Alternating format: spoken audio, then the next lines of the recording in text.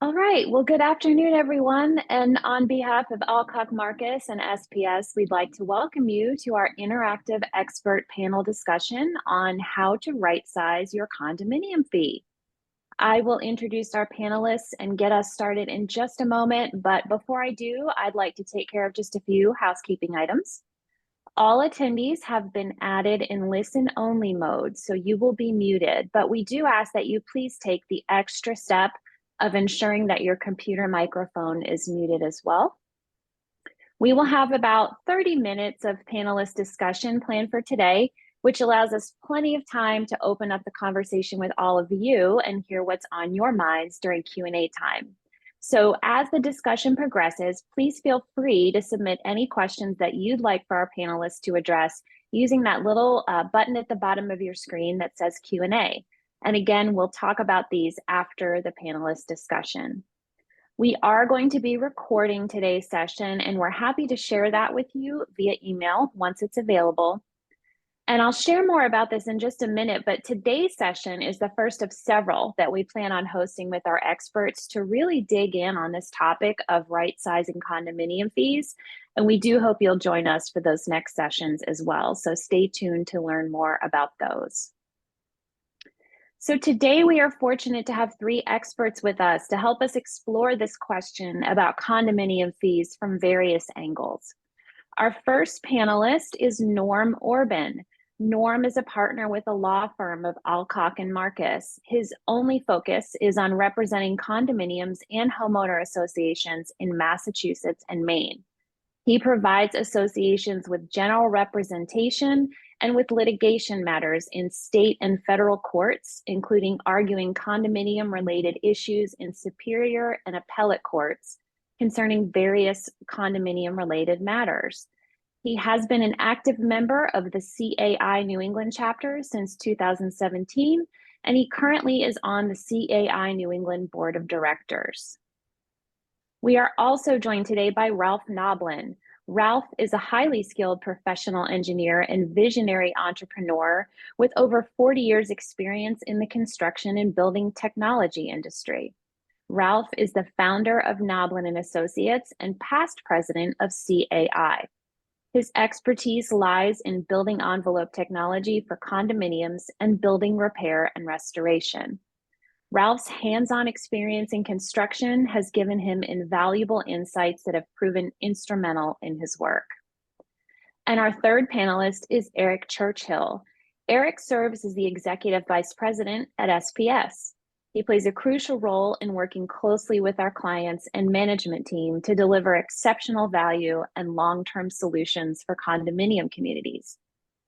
Eric firmly believes in a comprehensive and collaborative approach to planning. He understands the importance of working hand in hand with board members, property managers, and other professionals on behalf of communities and owners to ensure each community has an accurate, practical, realistic, and actionable plan that meets their specific needs. So in thinking about right-sizing fees, there are factors that are often considered and should be considered in determining the right fee for your community.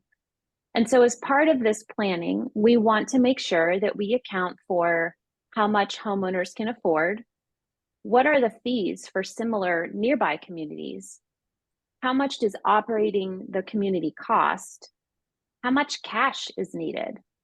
And we also want to hear from you about other factors that you take into consideration when determining your fee or you think should be included on this list. And our goal is for this to be a collaborative discussion as we progress today.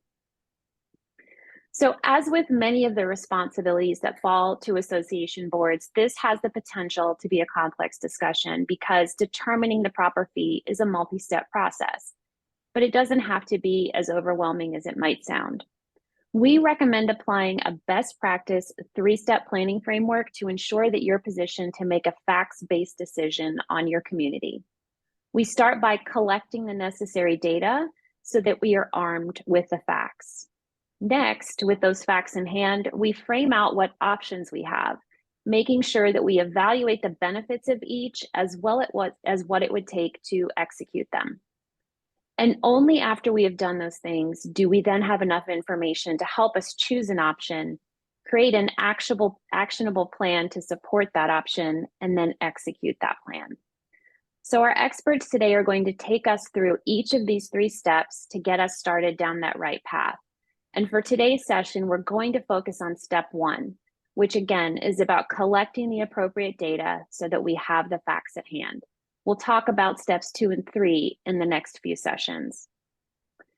So Norm, Ralph, and Eric are going to help us explore the 4 main categories of the factors we need to be looking at as we gather those facts, including the legal considerations, the technical aspects, the financial implications, and the social factors. So let's go ahead and dive in with a look at the legal considerations. Norm? Good afternoon, everyone. As Allison mentioned earlier, my name is Norm Orban, and I am a partner at the law firm Allcock and Marcus, where we focus primarily and almost entirely on condominium law. So I want to talk a little bit about reserves accounts, the things that you may know, you might not know, and what you need to know for the purpose of today's session. What you may know is that associations are required to have some sort of reserve account for their funding. You also may know that this reserve account is funded through common area expenses or your assessments through the common area collections. And the other thing you may also know is that the reserve account is used to fund a community's ability to replace, restore, and rebuild common areas and facilities. So it's your sort of tool to look towards the future perhaps and say, hey, what money do we need to set aside to make sure that we're in a position going forward to adequately maintain, repair, and replace our common areas. Now, the things that you might not know is there's actually no specific requirement for how much should be maintained. Chapter 183A, the Condominium Act, only says that you need to have an adequate reserve. And this creates some problems because generally it's simply too vague and more needs to be done to determine what is specifically needed for each specific condominium, because every association, not only are they different in size and location, but they're different in terms of the makeup, the facilities. So no matter what size, or even if you have 2 identical size communities, I guess I would say, the needs could be vastly different. And the types of reserves for those 2 similar communities could also be vastly different. What you also may not know is that if you have some sort of insufficient reserve account, you may have a difficult time to getting financing for your community. So that goes in the way of refinancing or by the way of somebody coming in and attempting to buy a unit and getting a loan. Right now, I know there's been some talk about Freddie and Fannie Mae and the blacklist. And one of the things they're looking in putting associations on blacklists where they're not giving lending is looking at what you put down in questionnaires in terms of what your reserve accounts may be. So they're looking at them specifically. And another group that's looking at as well is insurance. And insurance companies could look at your reserves and opt not to give you an insurance policy down the road if they don't think your funding or reserve account is adequate for the future of your community. And the last thing you may not know is that I think most reserves are probably inadequate because there is no specific definition. It makes it harder to track. And I think it's people's natural tendency to get by with what they can rather than going full forward and maybe looking into all the different things you need to look into to make sure your reserves are adequate and appropriate for your own association. Because that's what the goal is. The goal here, when we're here today and going forward, is going to be to look at every association or try to look at the associations for what they are and to set it up so that everybody has an adequate reserve for the future of their communities.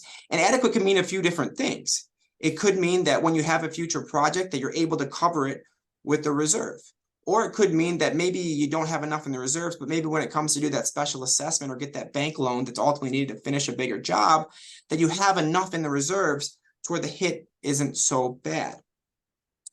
And finally, what you need to know is that associations either have reserve studies performed or structural integrity studies performed.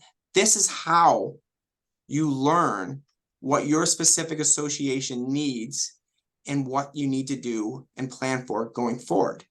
Another thing you need to know is in getting to structural integrity reports, there may be a time, and I think we're looking at a time in the near future where there's going to be mandates. They happen every 5 or 10 years. I think some form or fashion that's likely coming. We don't know exactly when or why, or no, we do know why, excuse me, but be on the lookout for that, and that's something that's coming. And the last thing that you need to know is if there are defects out there and you don't take adequate steps to look into them, investigate them, and ultimately repair them, it could lead to significant liability on the board and damage the association. And the best example of that, I'm sure that most of us know of, is the Surfside collapse from a couple of years ago, which led to settlements in total of around $1 billion. So knowing learning everything you can about your reserves is crucial, and making sure that you're planning, preparing, examining your association to know what could be out there, and then planning and funding the reserves appropriately. And with that, I will leave it back to Allison to introduce the next slide. Okay, so technical factors. Ralph. Hi, it's Ralph Noblin, building consultant. Let's talk about your properties.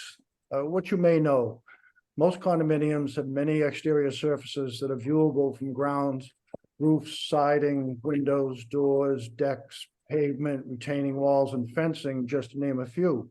High-rise condominiums, not so much. You may need staging to really look at the building. What you can see and can give you a feel for the overall condition of your property, good or bad. Reserve study findings. Hopefully, most of you are familiar with the current reserve study for your property. Reserve study focuses on common areas as defined in your master deed, which also defines the boundaries of the units. The study determines the specific items to be included, for example, roofs and pavement, the quantities associated with the items, the remaining useful lives, 30 years or less. If it's beyond 30, it doesn't show up in the study until it's 30 years or less, and replacement costs in current dollars. Once the full list is developed, an annual contribution amount is determined to allow replacement of those items at the appropriate time. In addition to the reserve study, other common expenses are anticipated for all condominiums, mostly paid out of the operating account: painting, landscaping, snow plowing, or a few I think you are familiar with. What you may not know: what lies beneath the surface? The visible items mentioned earlier are only part of the story.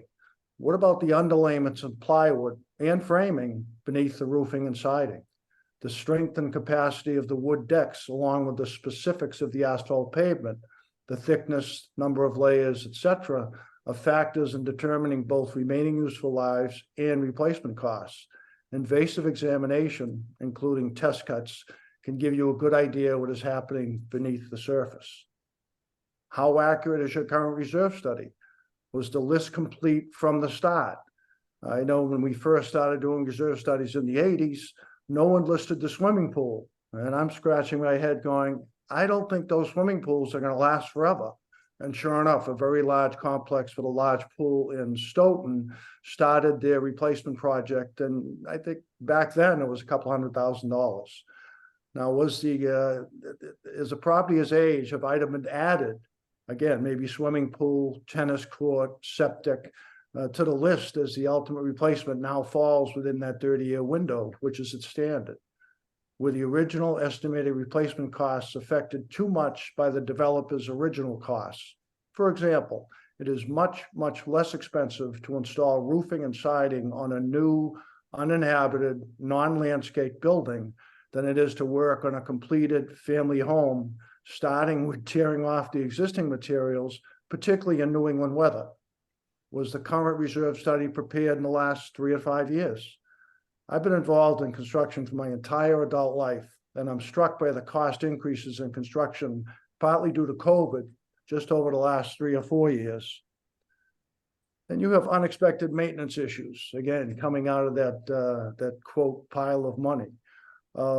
As properties age, similar to motor vehicles, problems arise. Roof and window leaks, broken deck railings, along with flooding, wind, and snow issues are just a few items of concern when managing real estate. Timely repairs are a necessary component when achieving optimum useful lives. Now, what you need to know: do you have a plan to maintain and preserve the value of the homes in your complex? Is your current reserve study taken seriously? Have there been serious discussions regarding when and how the work will get done? You will need a comprehensive set of plans and specifications to properly define the project, as well as a realistic schedule for the construction. Today's discussion is all about your plan. And with that, I'll defer to Eric.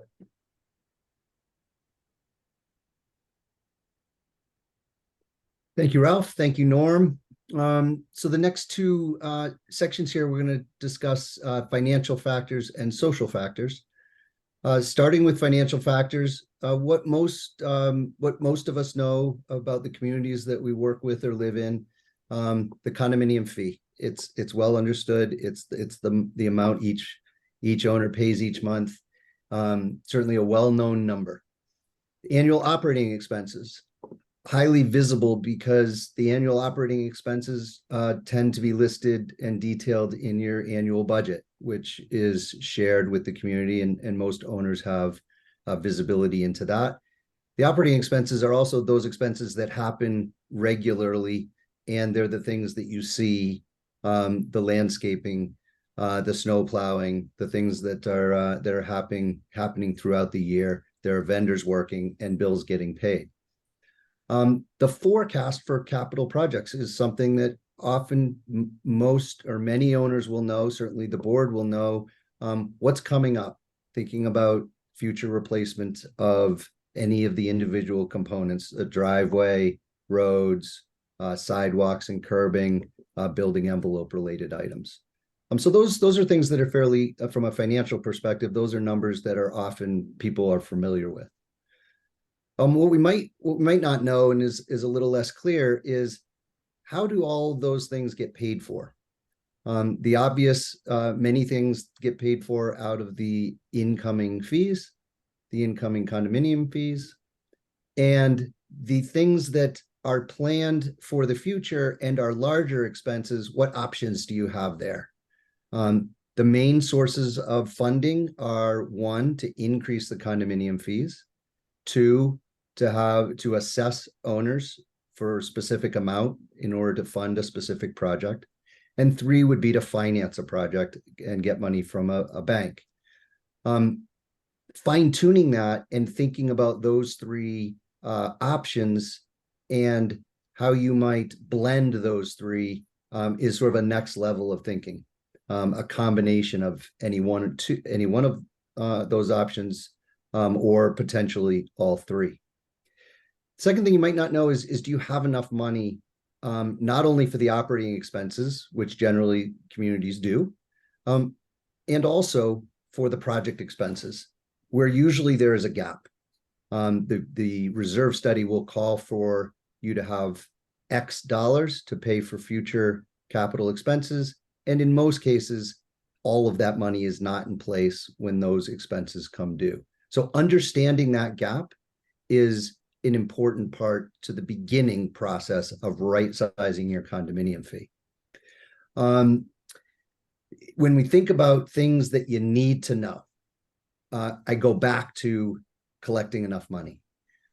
Running a condominium and managing a condominium, living in a condominium is no different than any other living experience, rent, or owning a home, where the bills that come in need to be paid. And the question is, do you have enough money to pay them? And then the second level to that question is, are you reserving enough money and or planning to have enough money to pay for the larger expenses? If you don't, what needs to change? How do you go from having a underfunded plan to having a right size plan, a fully funded plan?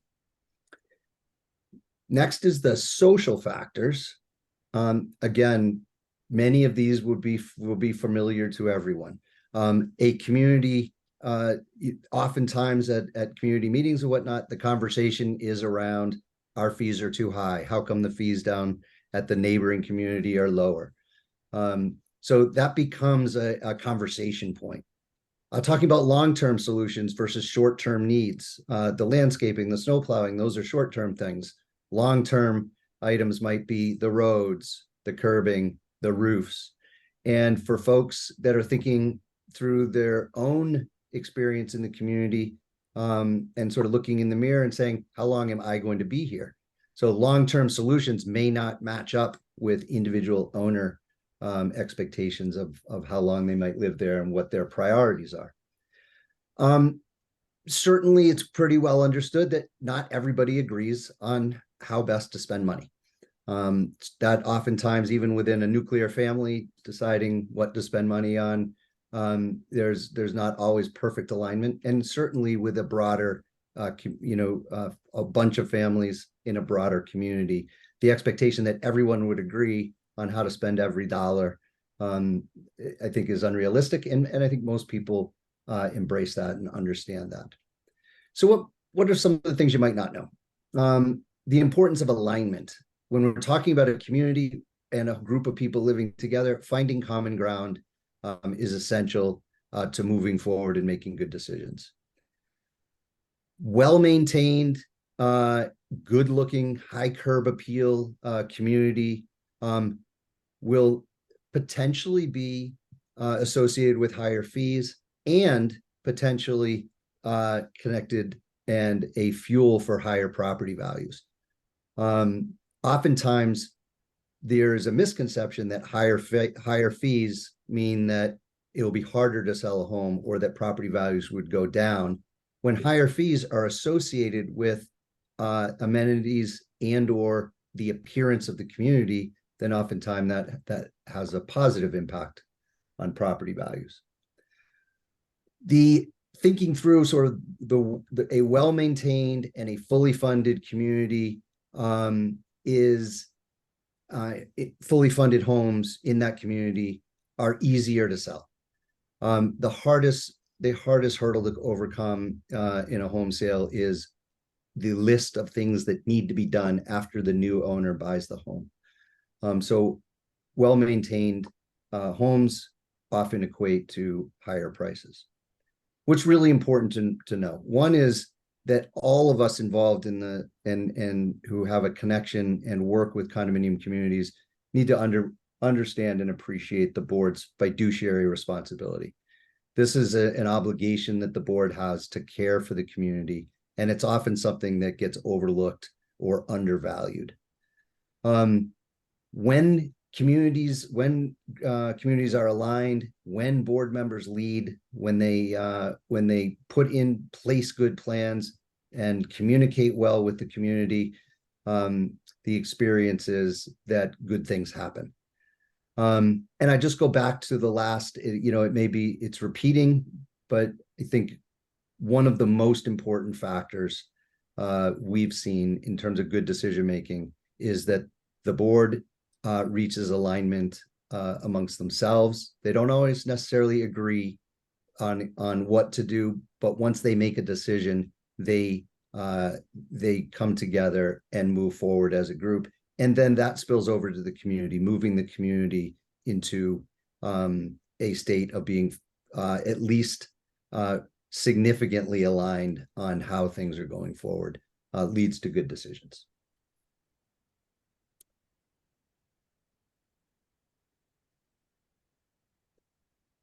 Great. So let's go ahead and summarize for everybody, just as a recap before we head into Q&A.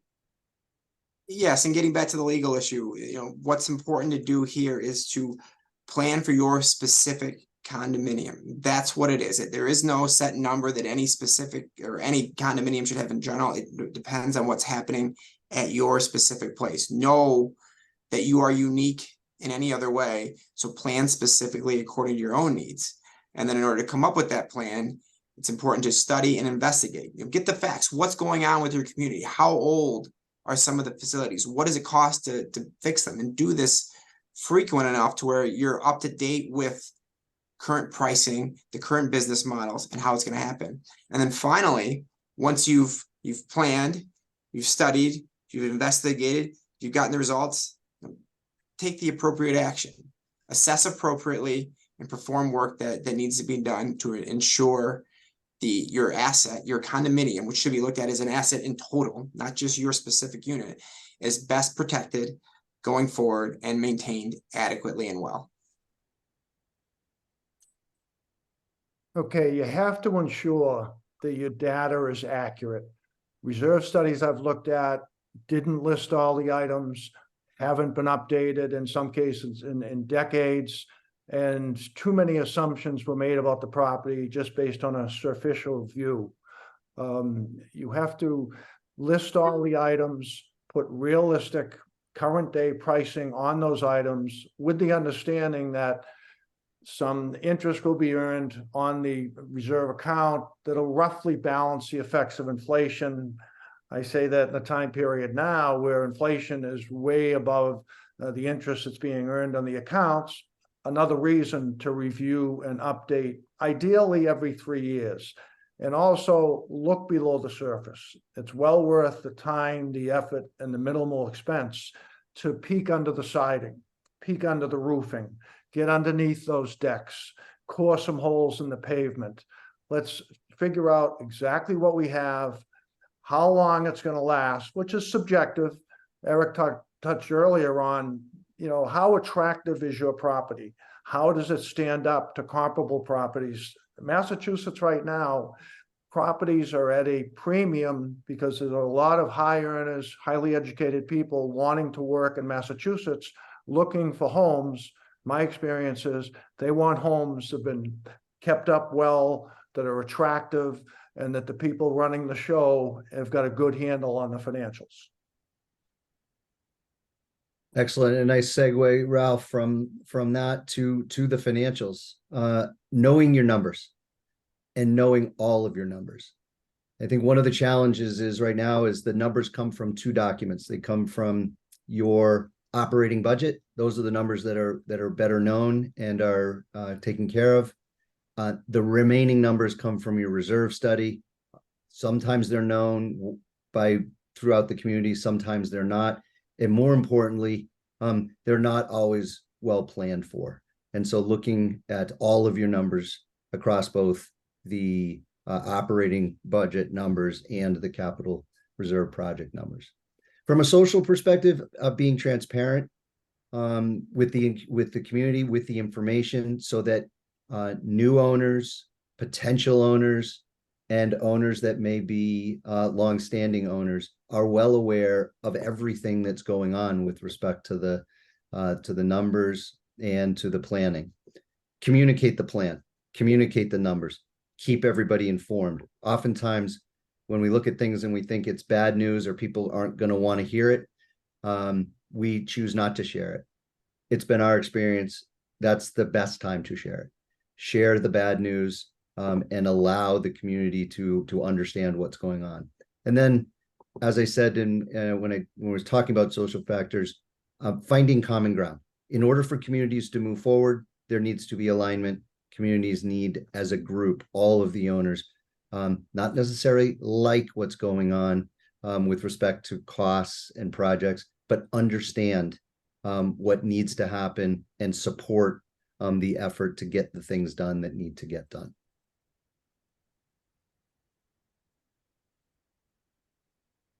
Okay, thank you all. That was a great discussion on step 1 of the recommended process. We would like to open it up for questions now. Norm is here to help answer legal questions. Ralph can certainly provide insight on technical questions, and Eric can address our financial and social questions. And we do have quite a few that were submitted via the Q&A during our talk. So thank you all very much for that. Panelists, I guess we can start with just running through all these questions. So I'm happy to read them out. We have a question from Anita. She asks, before you have a reserve study, shouldn't you have a structural study to determine what the condo property might need in the near future? Well, I'll touch on that. That is correct. I think reserve studies often have been, frankly, flyovers, where people, may have visited the property, may have just sat at a desk and updated the figures of this study that was done 10 years ago. I've always been a firm proponent of getting yourself on the property site, with an experienced set of eyes, not just financial experience, but construction experience. Look closely at the buildings. And yes, if you have a question, why do I see that sag in the roof? Why does the deck appear to be out of alignment? You may have to do some more destructive evaluations, but absolutely, you have to be on site with an experienced set of eyes, with also the financial background to come up with a real anticipated scope of work and an accurate number for that scope of work.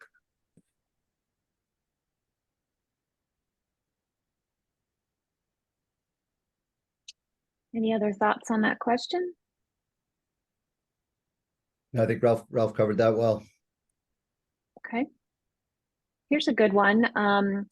I have taken the idealistic position that the only way to determine an appropriate condo fee is by looking at the replacement costs as determined by a reserve study. I've dismissed as irrelevant where the condo down the street has likely set their fee, which is probably inadequate, or what people can afford. If you can't afford the monthly fee, how do you think you are going to afford the special assessment? Am I wrong? So I'll take that from a financial perspective, and Norm, maybe you have some little legal insight into that. Not only are you not wrong, you're right on the mark, and this is an approach that more communities would benefit from taking. The amount of money that it costs to operate and to maintain and fund future capital projects is a mathematical number. It can be figured out. Once you understand that number, the whole the genesis of right sizing your condominium fee is understanding that number and then deciding where the current fee is relative to that number. So if that should be $800 and you're at $600, then the question is, do you choose to bridge that gap? If you do, how do you do it? When do you do it? It starts by understanding that there's a gap. So I think you've hit the mark you've hit the mark perfectly on that question.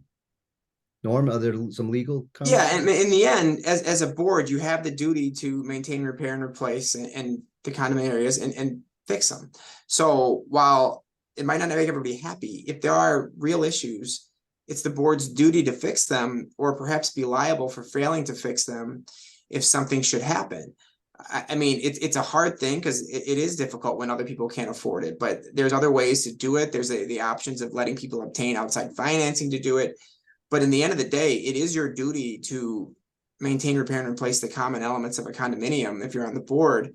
And that has to be taken in account of first and foremost, because while maybe you have some owners that are unhappy with the increased cost, that's far better than having a significant structural failure take place and we have people getting hurt or you know, in the Surfside case, significant amounts of loss of life.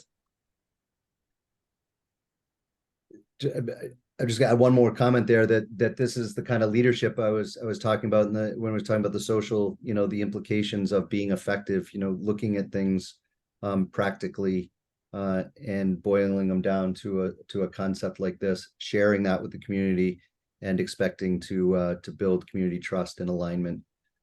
We've seen as being a really a positive correlation with communities that are well run and well kept. And well funded.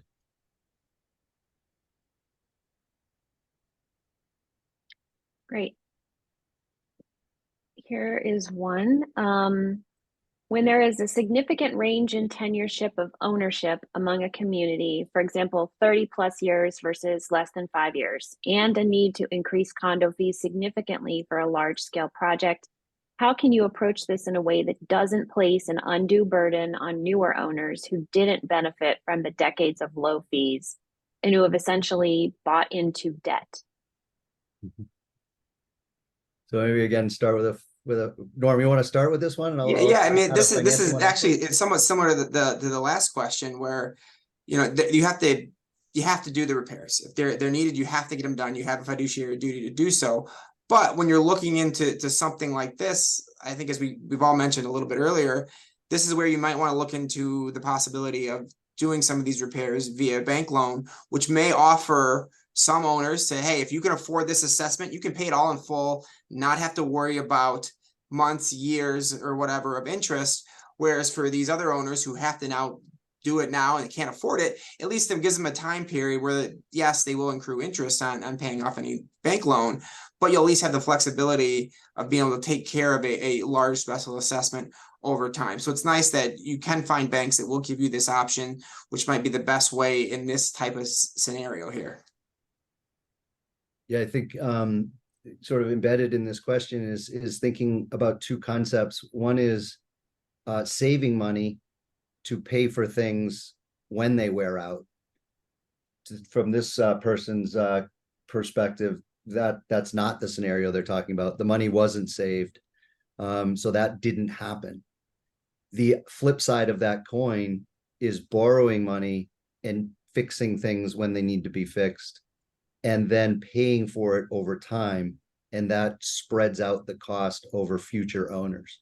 So instead of incurring a large assessment to right the ship, so to speak, because previous owners hadn't been contributing enough to reserves, you can flip the switch, look at it through a different lens, and say, if we were to borrow money, complete the project now when it needs to be done, and then spread that cost out over the life expectancy of the solution, so current and future owners are paying equally as whatever work is done is slowly wearing out to the point where that loan is paid when it's time to consider the next repair or restoration.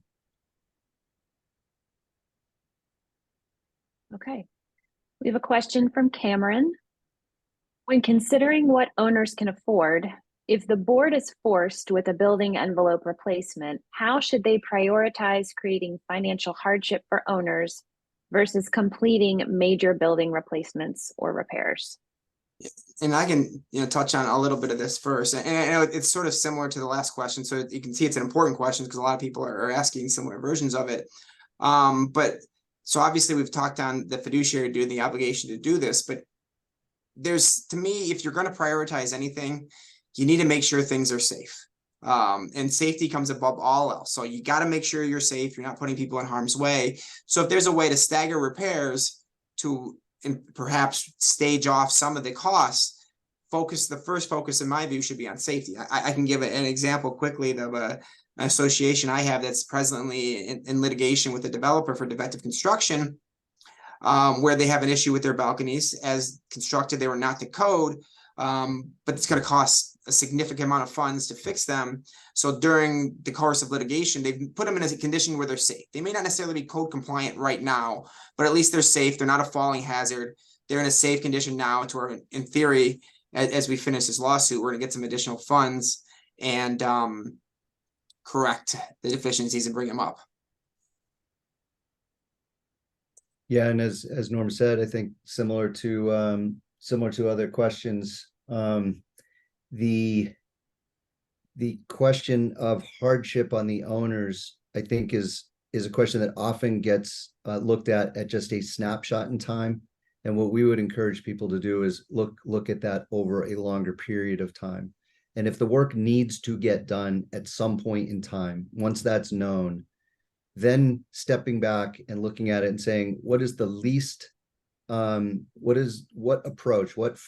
funding approach has the least impact or the smallest impact on the owners?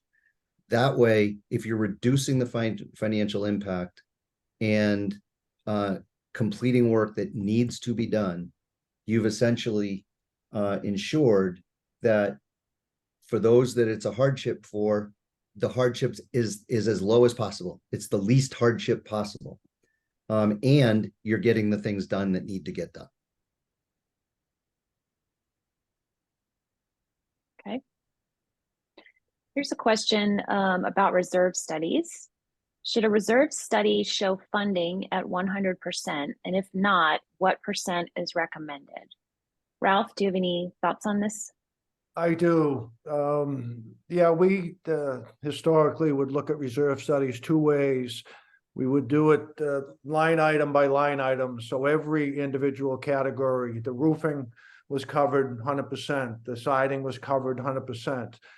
That kind of resulted in the amount in reserves bouncing all over the place, as opposed to looking in from a cash flow standpoint. Okay, what is the size of our community? Let's say it's 300 homes. All right, 300 homes. I'm not sure you want to draw down to a point where you have $10,000 cash on hand and that's it. So you look at what's a reasonable lowest point over the next 30 years where the balance in reserves should be, and determine your funding so that each time an individual component, like the roofs, the paving, the clubhouse renovation, the tennis court, they can all be done with funds in hand, and you don't drop your balance in the bank below a certain amount. Think about the recent flooding out in the Leominster area. If a lot of those condominiums had drawn down their last dollar to do a project fairly recently, now they're hit with a huge issue that's got to be handled, and I know insurance at some point will step in. But all communities need that cushion of money. So I think the cash flow analysis is the most logical way to go. But even then, you'll have talk about, okay, our total, fee per month is X, and we do 10% of X for reserves. That's okay, Ralph, isn't it? Because 10% has been thrown around forever. Calculations have indicated 10% is not even close for a realistic amount for your reserves as compared to your operating and your total budget. So you really have to, and that's why I go back to the facts, get real numbers for the work to be done in the time frame it's going to be done, be able to accomplish that work either with funds on hand or, and a lot of good arguments have come up recently about, you know what, we should finance a lot of this, because yes, don't punish those new people that just came in. The people that have been there for a long time paid a low fee, usually starting day one with the developer. I remember the ads, monthly fees less than $100 back in 1986, 87, 88. In fact, the fee was $96, okay, for so many condominiums. It was whether they had a clubhouse, no clubhouse, tennis court, no tennis court. The monthly fee was $96, and all of a sudden, 10 years later, it should have been $300 when it was $96, and now 10 years later, it should be $400, and it's now $120. So much playing with numbers has been done. I think a lot of people have gone off the reality planet. You have to have the money to do the work either in hand or with a logical bank loan situation moving forward. And one thing to add to that, just looking at the question here, asking 100%, perhaps that's not realistic. And then the next part of that question is, so what's recommended?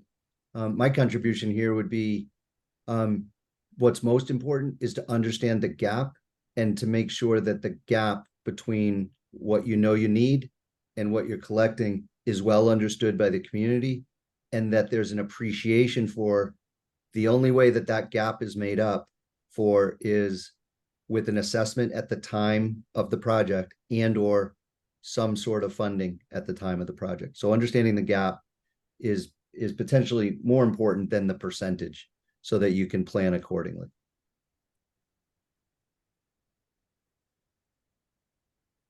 Okay. We are getting a ton of good questions in the Q&A. We are probably not going to be able to get to all of them during this session, but rest assured we will do follow up and make every effort to get you the information that you need. Here's another few questions for discussion. If an owner takes out a home equity line of credit in order to fund a large special assessment, is his interest tax deductible on his personal income taxes? So usually not.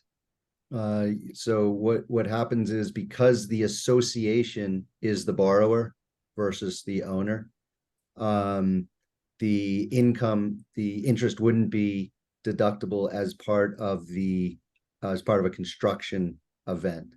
That said, if depending on the person's tax position, And it's different for every person, and the tax law changed about 2 or 3 years ago. It changed with respect to home equity loan interest. It may be that the interest is tax deductible, or it may not. I think the best way to leave that is that's going to be dependent on individual circumstances, and something that you should review with your accountant to get an accurate answer for your situation. Thank you. Another question. Our association's declaration calls for certain items like staircases and railings as limited common elements allocated only to the units served. How does an association conduct these kinds of repairs when they're not technically considered an association common element capital reserve expense? So there's really two different ways you could do it. One, you could reach out directly to the owner responsible for the limited common element, make an indication that the repairs are necessary, and make some sort of demand or requirement that they fix it. And you could even probably particularize that with how it's to be repaired and what it's to look like. Or what's probably the better option is that the board could give them advance notice saying, look, XYZ repairs are being made. You're responsible to it. Not only are they responsible for it pursuant to the condominium's documents, they're responsible for it under the Condominium Act. So then you would just assess that specific cost against that specific owner, and they would be liable as a common expense directly to their unit. Thank you. Another question. The biggest challenge I have as a board member is managing the mismatch in members' ownership time horizons. Those with a long-term horizon want granite stairs and Trex decks. Those with a short horizon want the cheapest solution possible, even though the expense of the higher cost material should be reflected when selling. Do you have any strategies for dealing with this mismatch? So this is a very common question, and I think it's fundamental to this effort to right size the condominium fee for the community. The suggestion here is to focus on the blend between the highest value and the long-term solution, long-term performance, and finding that balance so that maybe neither of those constituencies is 100% happy, and both are willing to support the approach. We find that the middle ground is sometimes the highest value long-term solution. And I'll give you just a simple example. Sometimes a higher cost product like a Trex or granite, when you look at the life expectancy, has a lower cost per year for individual owners. So especially if a cost is spread out over time, over the life expectancy of the product, you could end up with having both high quality products, high value, and long-term solutions. Yeah, and in the end, it's up to the board to decide, what is done. So I think you take into account what the owners want, but ultimately you're the ones responsible for making the decision that's in the best interest of the association.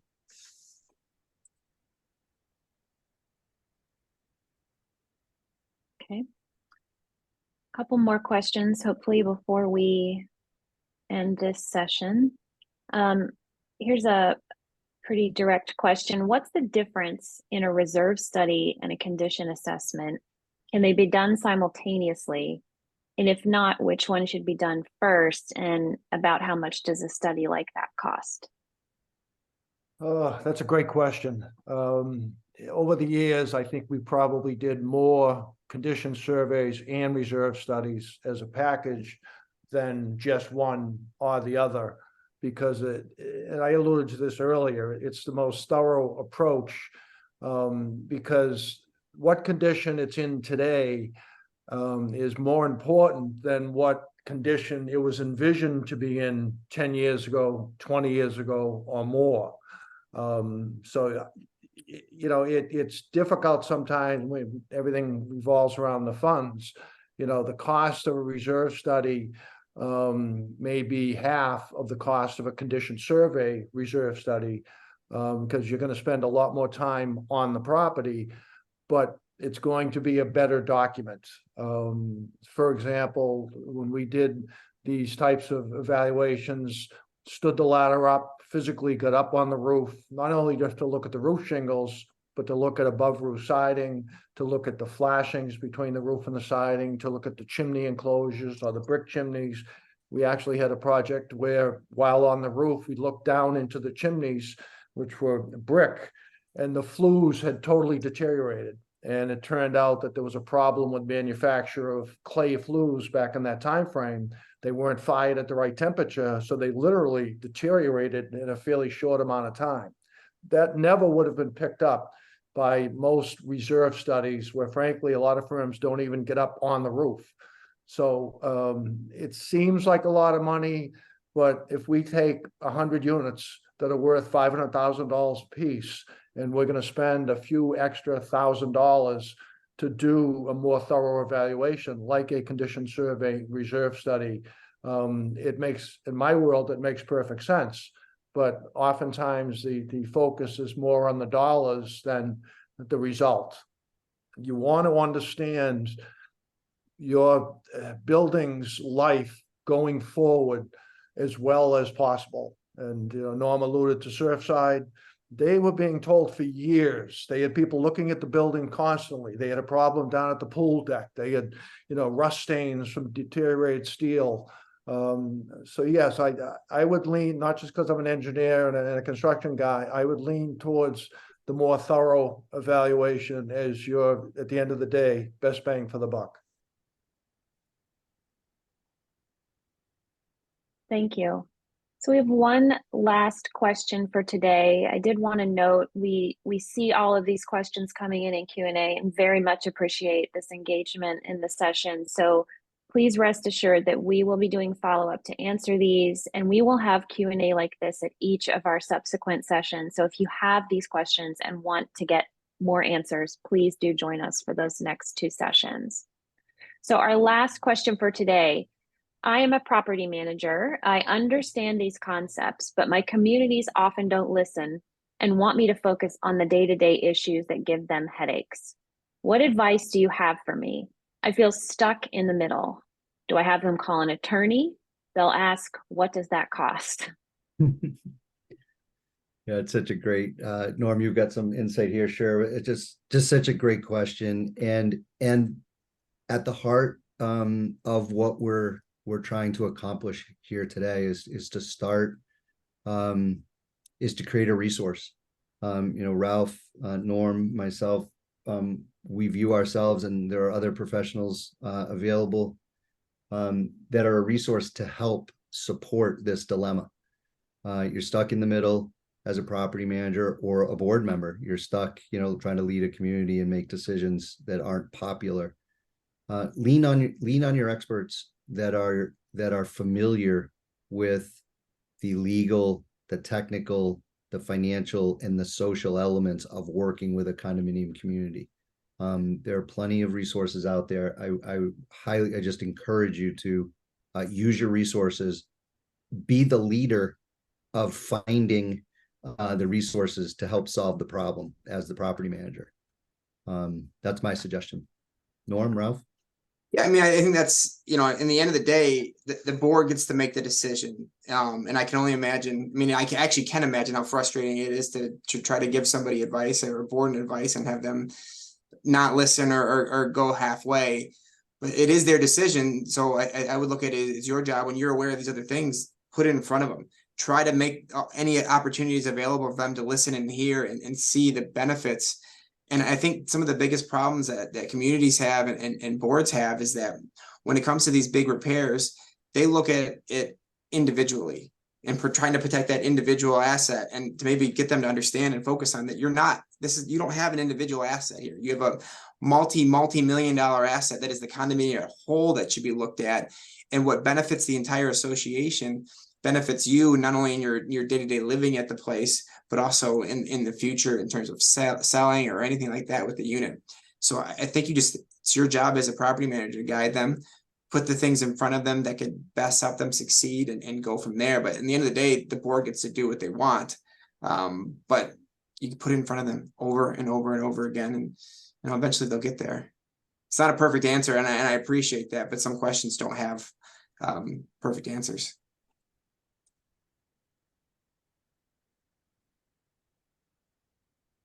Okay, wonderful. Thank you all so much. This concludes our session for today. Thank you to everybody for joining and for asking all of those great questions. Thank you to our 3 panelists.